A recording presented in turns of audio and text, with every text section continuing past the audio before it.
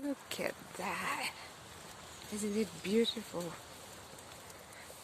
Whoa.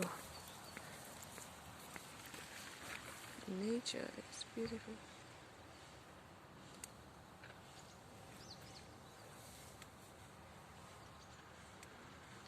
Yeah. Whoa, look at that tree. So yellow. Hello guys, and welcome back to my YouTube channel. If it is your first time here, please subscribe. My name is Anne, and thank you so much for always being with me in these videos that I upload, for watching my videos. Thank you so much. I really appreciate it.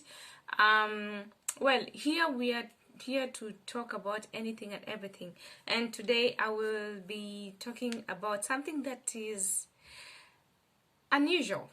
I'm going to talk about postpartum depression and anxiety. This is based on my experiences. I'm not a medical doctor, I am not a psychologist, I don't have any medical certification, so everything I'm telling you is based on my experiences and what I've gone through, okay? So, and how I deal with it. So now let's get into the video. Now, so for those who are new, I am a mom of two, but I've given birth 3 times. So basically the first time when I gave birth, it was some years back, maybe about 10 years back, right? Actually 10 years back, yes, when I had a baby. And no, 9 years back when I had a baby, yes. And that time I was really young, naive. I had no clue about pregnancy, no clue about motherhood. I didn't do even any research. And unfortunately, this pregnancy was a difficult one because by the time I got to the 5th month, that's when I was supposed to do a scan. That's when I learned that the baby had some genetic problem. And so as a mom, of course, you want the best for your child. I would go from one hospital to another trying to find a solution. I would seek advice from medical doctors, anything that could help me find a solution to the problem. And everywhere I was going, I would get the same results. I would be told that chances of the fetus surviving was 0 to 1%, and if by any chance the child survives, they will not go beyond 9 months. Because it was a very rare condition, like a very rare condition. And the worst part is I went to one of the big hospitals, and the guy who was doing the scan told me that, you know, the first time I went, he said your condition is the condition of the baby is very rare. I think I need to do some research on it. So why don't you come back on the following week, and then we do a second scan, intensive scan. And he even offered to do an intensive scan free, because this was something that was not very common. It's not something that you would hear about. I don't think, like, because from what he told me, it's a rare case that happens like 1 in a million, literally. So this time round, when I went for the second scan, he told me that there's a chance that you will have to have this baby earlier, because there's no need for you to have the baby and later on. It doesn't make sense. The baby will still not survive. So it's even better for you to just read it earlier, like birth earlier, before that time, before 9 months, you know, the usual. I said, what do you mean? He's like, because there's no chance your baby will survive, and if you decide that, I will talk with my senior doctors. We can take the body and use it for scientific study, and you wouldn't have to pay anything to the hospital. And that was the worst thing anybody can tell a mother who is expecting. Remember, I'm naive. I have no idea of things that can happen in pregnancy, and then somebody hits you with that kind of information and you're like, really, you just had to say that. So I was angry, and it was a very big hospital. I will not mention the name. So I went to another hospital. It was just a few meters away from that first hospital. Walking distance, maybe 5 minutes. I went to that other hospital, and luckily the same day I got a chance to see the doctor. They did another scan, gave me the same report, and I was not satisfied. So I decided, you know what? No. I went to another hospital, big hospital again, private hospital. And I was given the same answer, and there was nothing I could do about it. But I told myself, you know what? If that's how it is, they say people might tell you something, doctors might tell you that you'll not live, but you might actually live. So I leave it to God's hand. If it is his time to go, he will go. Not because the doctor said, but because God has decided. So I carried the pregnancy to term, but on my last month before I gave birth, I had to stay in the hospital to be monitored for a month. And finally I had the baby, and unfortunately the baby died like 5 minutes after birth. Yes, I had a normal birth. So after that, of course, I had to go through pain and loss and all that, plus postpartum depression. But I didn't even know that was postpartum depression. I only learned about postpartum depression way later. So the second time I was pregnant, because I didn't want to go through the same thing I went through the first time. So I had to do a lot of research. I did a lot of research on Google, read widely about anything and everything that can happen during pregnancy and to the fetus, and even after birth. And I read about postpartum depression, and this is the time now I learned about postpartum depression. Now I started looking back and I learned, oh wow, so what I went through was actually postpartum depression, and I didn't know. And the worst part is that time after the loss, I didn't go to I didn't see a therapist for counseling. So I did it how do we call it?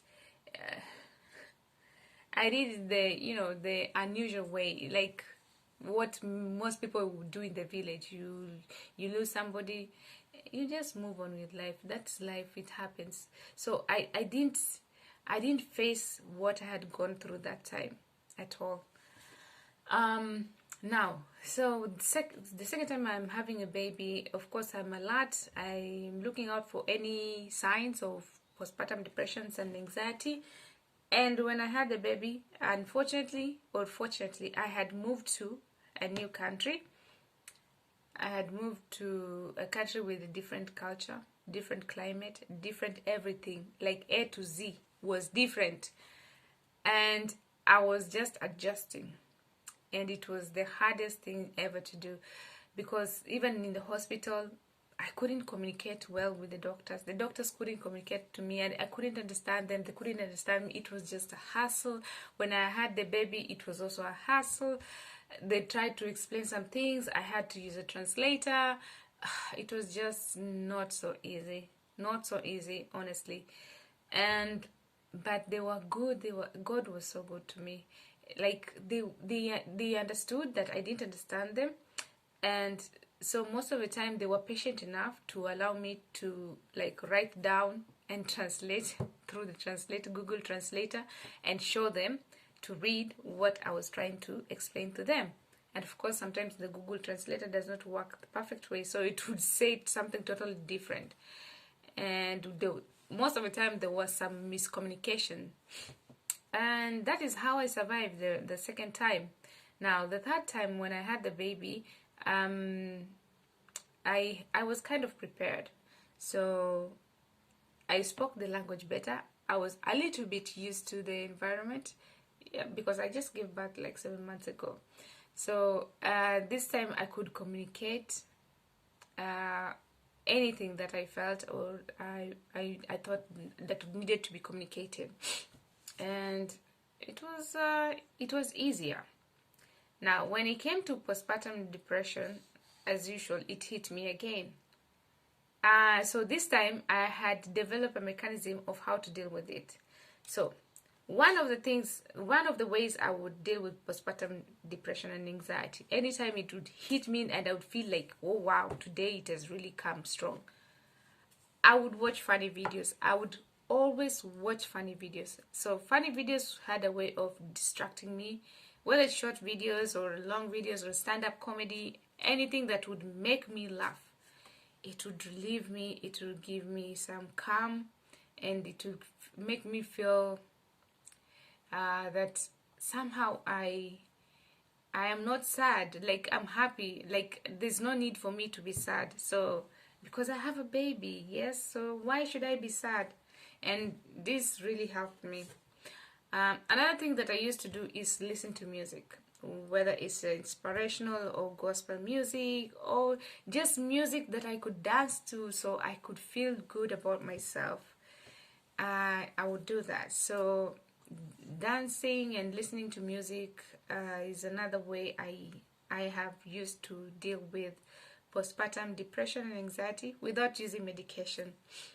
Another thing that I would do is just do the things that I love. Like anytime I would feel I'm a bit depressed, I would bake. It's either I'm baking or I'm sewing some clothes just to relieve myself. And the joy I would get when I see my cake or my pie is looking so good and people are enjoying it, my family is enjoying it, it would give me so much joy and it would help me through the whole situation. And that time my anxiety would go down. Also, another thing I do is anytime I have the same problem, I would go for a walk just to get some fresh air. Well, in Russia, there's not always sun, so sometimes you would wish for that sun and there's no sun completely. It's a dull day, you don't see sun maybe for 2-3 days.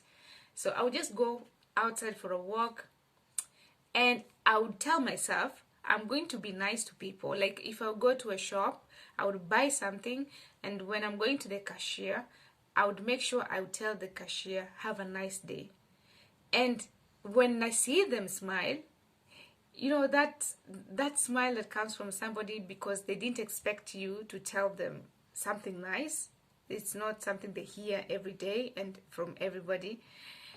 It gave me joy, and that joy helped me to feel better about myself and to deal with the whole situation. So I would literally just go out. Even sometimes I didn't even want to buy anything, but I would go and buy something so unreasonable. Maybe I would go buy milk. I don't take milk. Or I would go buy what is it called? A lollipop for my boy because sometimes he likes lollipop. Or just buy anything, just, you know, just to at some point so you can go to the cashier and, you know, pay for something. So I would do that. Another thing that really helped me is tutoring, because tutoring I meet people of different ages and talking to kids, teaching them, seeing them grow, change, becoming better, being skillful in English. It made me feel better, and every time I would try as much as possible to ask the parents if there was anything they would need to be changed, or are they satisfied with the services that I'm giving. So most of, not most, actually all the time I get positive answers from the parents, and this gave me some kind of joy.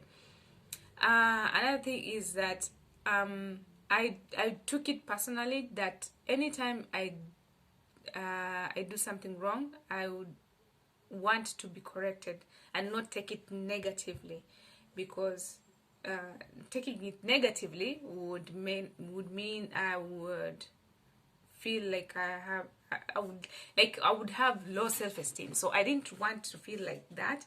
So I just made it a point that should somebody correct me, I take it positively. Like if my mother-in-law corrects me, I don't take it like it's the way people say mother-in-law and daughter-in-law relationship is always a problem. For me, I would try as much as possible to take it positive. And when somebody is trying to correct you and you take it positively, whether it's not something you've done or you've done it, you are removing any environment that will be created to what is it? I don't know how to explain it. Like, it will stop any arguments from coming into that kind of conversation that you're having between the two of you. So this really helped. Like, I would accept when I'm wrong, and if I'm not wrong, I know, okay, I'm not wrong. I know that I'm not wrong. So I would just say, okay, thank you for that. Then I will make a change. I will do something different. I will do better and all that. Not because I am scared to tell them that I am not wrong, but because I know myself. So I am giving myself the power to decide. I am controlling my story, not letting another person control my story. And of course, I would go and look deep down and see what somebody has told me. Is it the truth or not? Those things that you've done, you know, when somebody tells you, oh yeah, it's true, that one, I really did it. But there are those that somebody would tell you and you'd be like, that one you didn't have good intentions, and you could see like you can see right through that conversation or right through their talk. So that is how I dealt with postpartum depression and anxiety. Now, another thing I did was I would move myself out of my body and create like another character, a me character. So I would literally have like two people, two Annes talking to each other.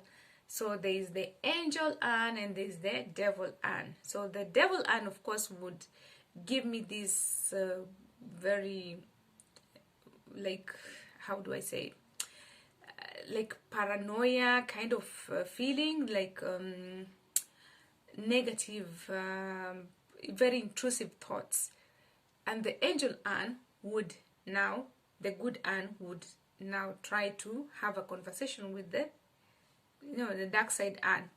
And I would literally do this. For example, so you want me to harm my baby. So if I harm my baby, so what are we going to achieve after that? Of course, I would go to jail, or I would feel so sad I might end up killing myself. So what will we have achieved? That is a conversation I would have with the negative me. And I would laugh through it, and then I would say, you know what? Not today. Go and try somewhere else. Like, today is not today. Today is not your lucky day. Maybe try somewhere else, because clearly this shop here, there's no productivity. Just go back to your boss and say, hey, I went to Anne, tried this and that. Man, that girl is just another hell for me. I'm not going back. So that is the kind of conversations I would have myself. Most of the time when I'm taking a shower, or when I'm washing the dishes, or I'm cleaning the house, this is what I would do all the time, and no shaming it. And it helped me a lot to accept, because I am not running away from these things. You cannot stop these intrusive thoughts. They will come and they will hit you left, right, and center.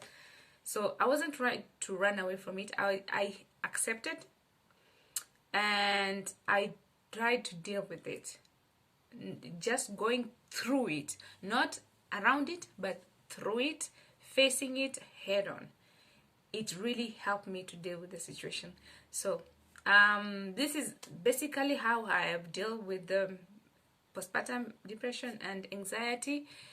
And drinking lots of water, it really helps, especially when my heart starts beating so fast. I would literally just go drink warm water, drink and drink until my heart calms down, and that really helped me a lot. So that is how I have dealt with all this. I don't know how you've dealt with your situation. It might not be postpartum depression, it might just be depression and anxiety, but I don't know how you've dealt with it. So please guys, it will be so nice, let's share how we're dealing with this, because we are all trying to survive every day. We're trying to live one day at a time.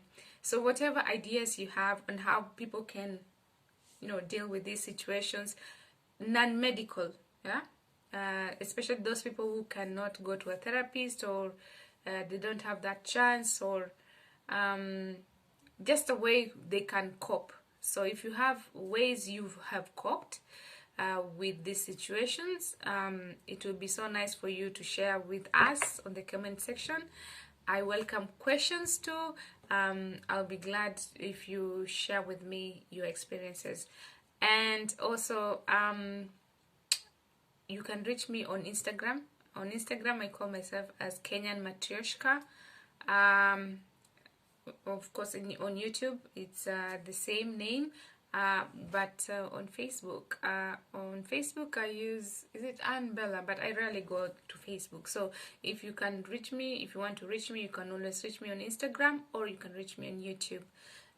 Instagram is Kenyan Matryoshka. In YouTube, it is this page. Thank you so much guys for your time, for watching this video. And please subscribe for those who have not subscribed. For those who have been here, thank you so much for always being with our family here and sharing your views and your experiences. I will continue to share my story as I continue living in Russia, and I'll see you soon guys. Thank you so much and have a nice time. Bye bye.